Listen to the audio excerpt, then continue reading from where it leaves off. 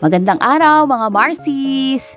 Siyempre, maaga-aga tayong gumising ngayon dahil dumating na yung isa sa pinakaabangan kong ganap ng aking kagandahan for today's video. Eme lang! Pupunta kami ngayon sa SMX Convention para sa pinning ceremony ng mga bago real estate brokers from April 2026 licensure exams.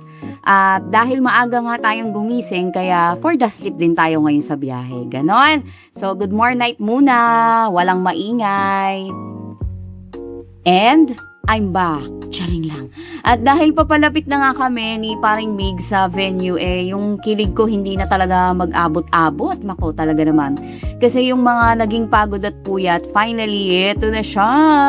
Yung puso ko walang pagsidlan talaga dahil nakikita ko tsaka nararanasan ko sa kasalukuyan, sa event na to, yung kabutihan ng Panginoon ay talagang hindi siya nasusukat at saka hindi din nauubos. Ay, iiyak na yan. Pero syempre, charing lang.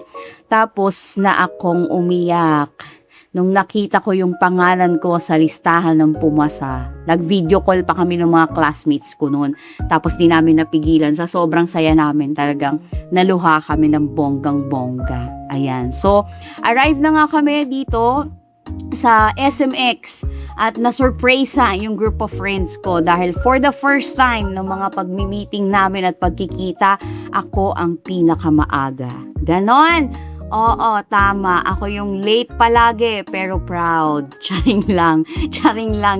Pero yung late ako, oo, madalas, ayan, oo. Pero charing lang na proud ako, oo.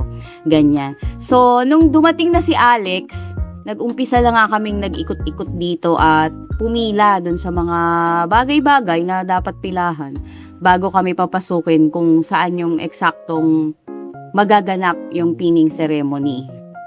At syempre, eto na nga, the most awaited, ang panunumpa at ang pagkakabit ng pin sa mga bagong brokers. Blue pin. Ready na talagang ikabit ang blue pin. At syempre, yung puso ko dito talagang umaapaw sa pagsasabi ng maraming salamat, Panginoon. Ayan. Pero hindi na iiyak kasi nga tapos na yung iyak nung pumasa. Ayan. So, syempre, anong kasunod ng panunumpa at saka ng blue pin?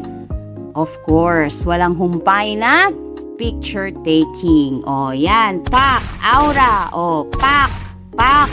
Sige, aura lang ng aura. Ayan. So, yung arrangement pala namin dito sa specific na photo na to, ito din yung arrangement namin nung nag-oath taking kami as real estate appraisers naman last January of this year.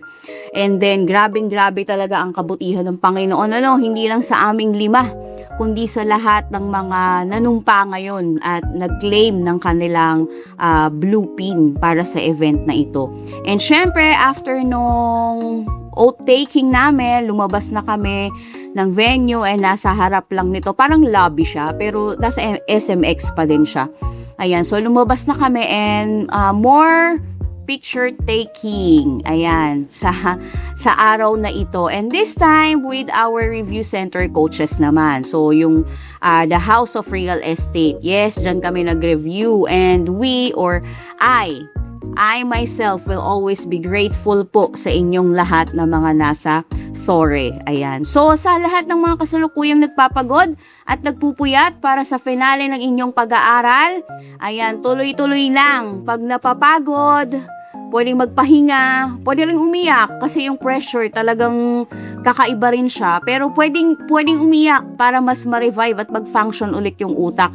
And then, manalangin at magtiwala dahil walang imposible sa Kanya. Oo, kami yung matinding ebidensya. So, nandito kami ngayon sa araw na ito at ikabit mo na dyan sa puso't isipan mo na sa susunod na mga oath-taking, ako naman. Ayan. So, I think that's it para sa mga kaganapan natin ngayon sa araw na ito at kakain muna kami ni Paring Mix bago kami bumalik sa Bulacan. Syempre malayo din yun, ano? Tas matraffic pa. Ayan, so kailangan namin ng energy, nabubulol-bulol pa. Kakain muna kami and then see you ulit para sa mga susunod nating real estate journey. Bye-bye!